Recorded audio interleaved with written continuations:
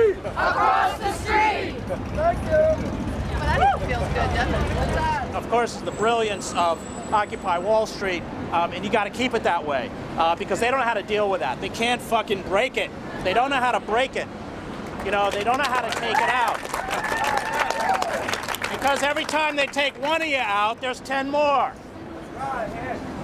And essentially, we talk about now American culture. I don't think that's correct. It's not American culture. It's corporate culture.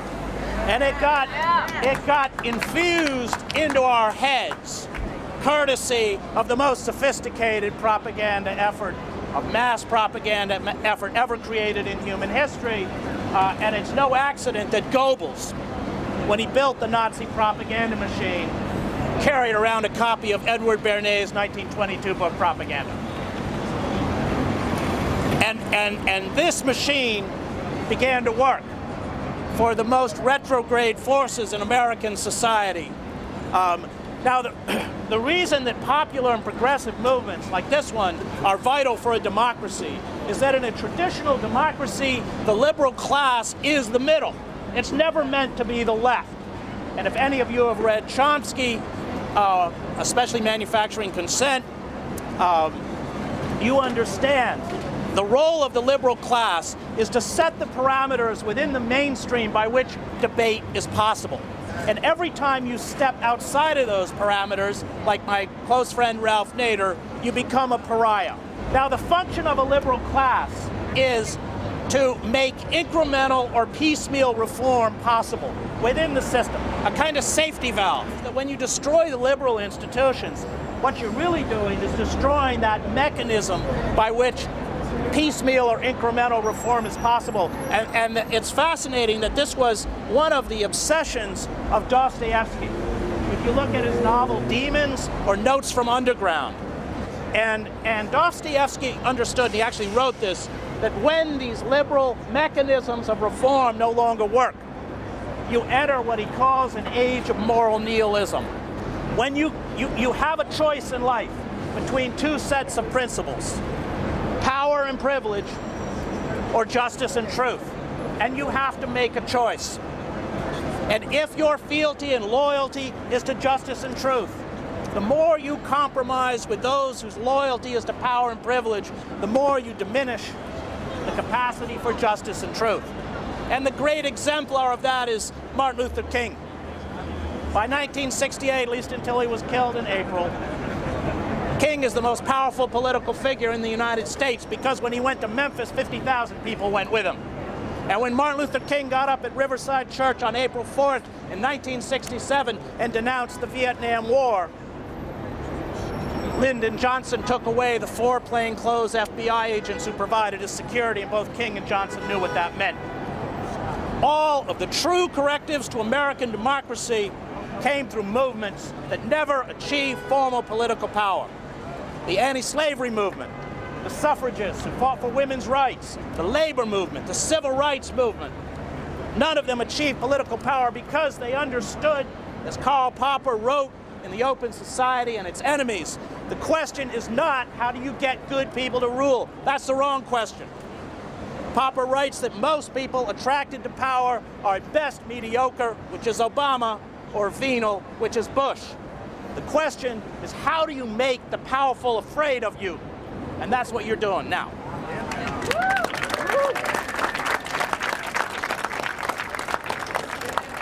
The last liberal president we had in the United States was Richard Nixon. It was Richard Nixon. Not because he was a liberal, because he was still scared of those movements. Mine and Safety Act, OSHA.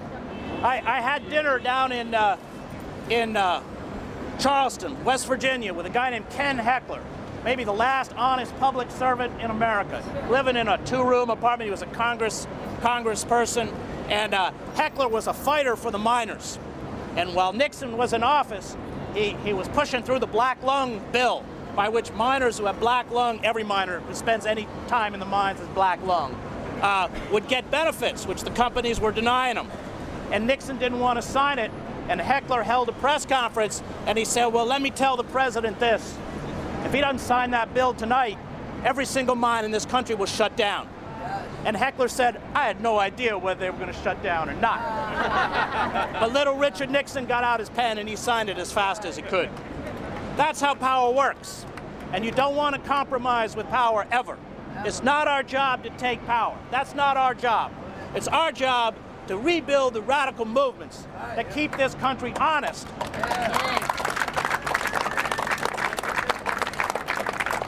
The secret is a constant antagonism to power, even when power looks good. You know, and you got Charlie Rangel coming down here. Charlie Rangel ran the Ways and Means, but he wrote the goddamn tax code that screwed us.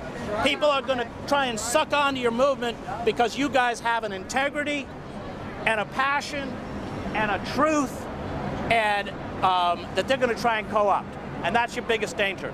And every time you get sort of wobbly, pull out Mother Jones or Randolph Bourne or the great Jane Addams and read them. And they'll keep you whole. Pull out King's letter in a Birmingham jail.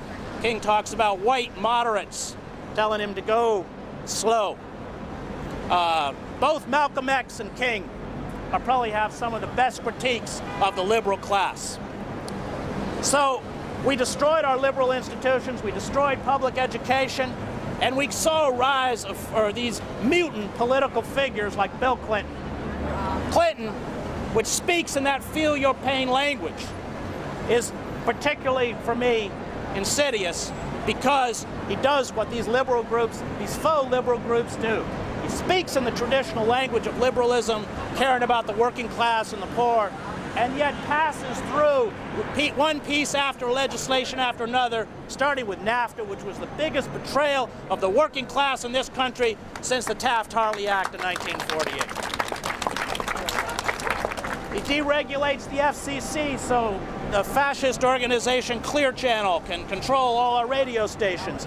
Viacom, General Electric, Rupert Murdoch's News Corp, Disney, they got their hands on about 90% of almost everything most Americans see, watch, read, or hear. He destroys welfare, and one of the reasons they keep extending unemployment benefits is because, courtesy of Bill Clinton, once you go on welfare, you only get $143 a month. They cut Section 8, they destroyed the banking system.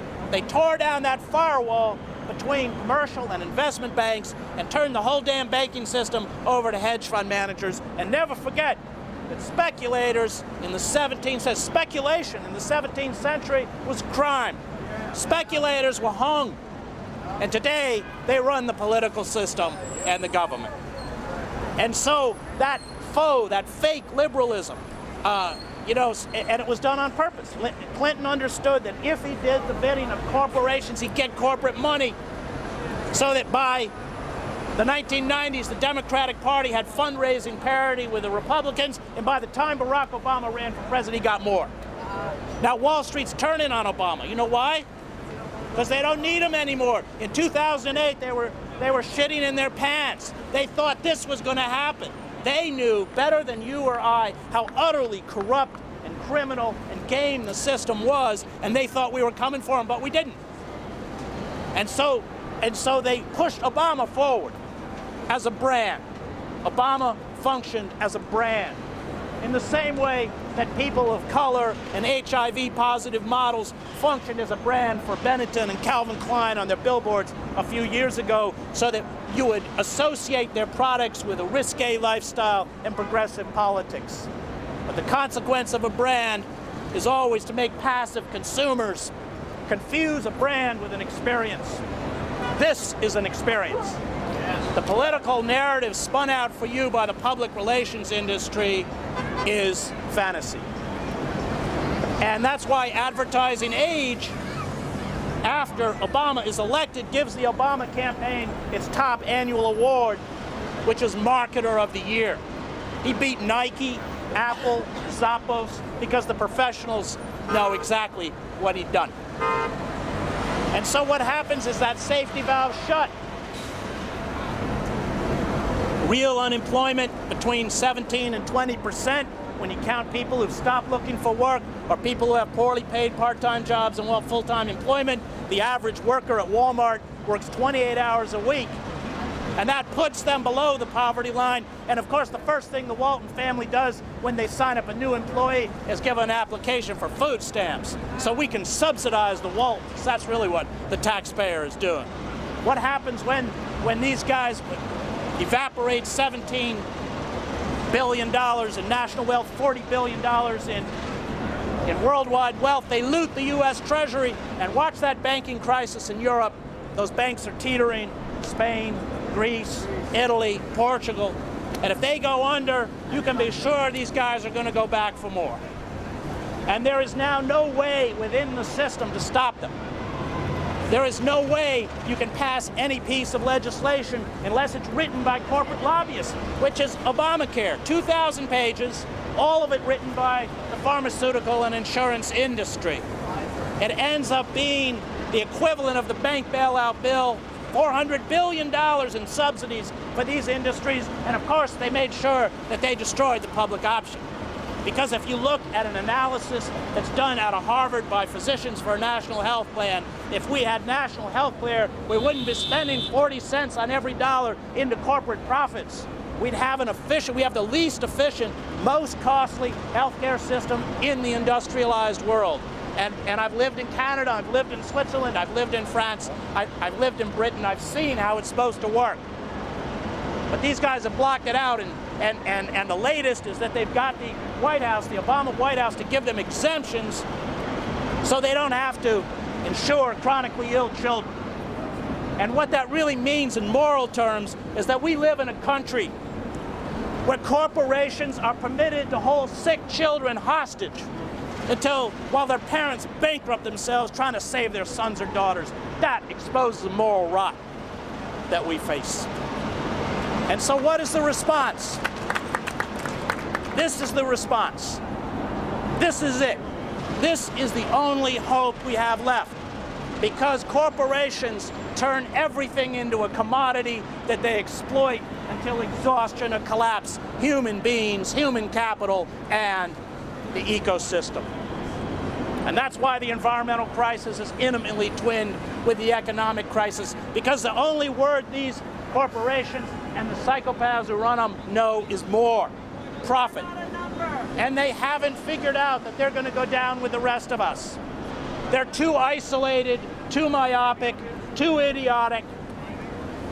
And what you're doing today, and what everybody has been doing here since September 17th, and what is happening throughout this country, is literally a fight for life, because we don't have much time left. We have watched the Obama administration shred Kyoto, and we are fed equally self-deluded visions. One is, of course, like 50 new members of Congress that came in and said global warming doesn't exist. The other is that we can adapt. We can all plant palm trees in Chicago, as if it's going to stop there. If we don't break the back of the fossil fuel industry very, very swiftly, then my children and your children and their children's children are going to live in a hell on earth.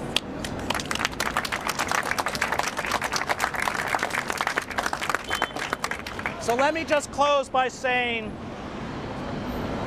hold fast to the moral imperative that keeps you grounded. Don't compromise over that moral imperative. There are all sorts of forces that are going to come out and pretend to be your friend, but they're not. Hold fast to that radical message, and every time you waver, pick up the great radicals of the past: Dorothy Day, King, Malcolm X, Randolph Bourne, they're all there, Mother Jones, because those are the true ancestors of your movement. Those are the saints of this movement. They marched that path before, the one you're marching now, and God bless you all.